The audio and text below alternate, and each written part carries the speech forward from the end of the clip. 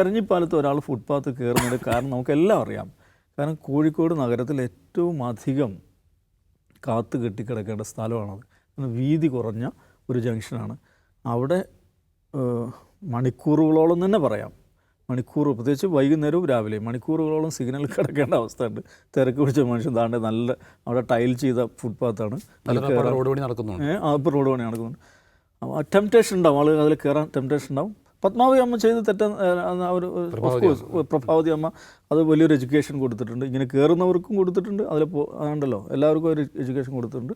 പക്ഷെ അതേസമയം അതുമാത്രം മതിയാവില്ല. നമ്മുടെ സംവിധാനങ്ങൾ അതിനനുസരിച്ച് മാറുമ്പോഴേ ഈ ശരിയായ ഒരു റോഡ് കൾച്ചർ വരുമെന്നാണ് എനിക്ക് തോന്നുന്നത്. ഇപ്പം ഞാനൊരിക്കൽ അതേപോലെ ഒരു നിയമലംഘനം, അതായത് അങ്ങനെ വണ്ടി എടുക്കാൻ പാടില്ല. വണ്ടി എടുത്ത സമയത്ത് എനിക്ക് എടുക്കാൻ പറ്റിയില്ല. അപ്പം അയാൾ ഗ്ലാസ് തുറന്ന് എന്നോട് പറഞ്ഞു, അയാളോട് ആദ്യം പറഞ്ഞു തന്നേരോ, മോനെ ഡ്രൈവിംഗ് എന്ന് പറഞ്ഞ ഒരു സംസ്കാരമാണ്.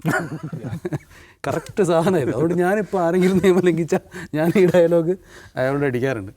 അതോടൊപ്പം തന്നെ എനിക്ക് ഓർക്കേണ്ട ഒരു കാര്യം വെച്ചാൽ നമ്മുടെ ജോഷി ജോസഫ് സംവിധാനം ചെയ്ത ഡോക്യുമെൻ്ററിൽ ഞാൻ കണ്ടത് ഈ മിസോറാം നേരത്തെ സൂചിപ്പിച്ചല്ലോ, മിസോറാമിൻ്റെ ഐസ്വാളിൻ്റെ ഒരു പ്രത്യേകം വെച്ചാൽ നോ ഹോൺ സിറ്റിയാണ്. അവിടെ ആരും ഹോൺ അടിക്കില്ല, സൈലന്റ് സിറ്റി.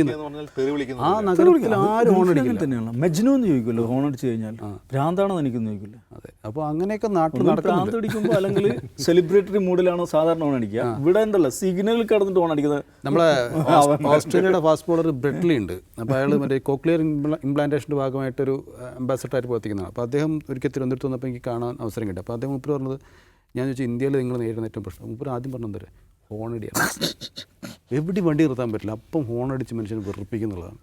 അത് സിഗ്നലല്ലേ നമ്മൾ മുമ്പിലാണെങ്കിൽ പച്ച കത്തുമ്പോഴേക്ക് പിറകുന്ന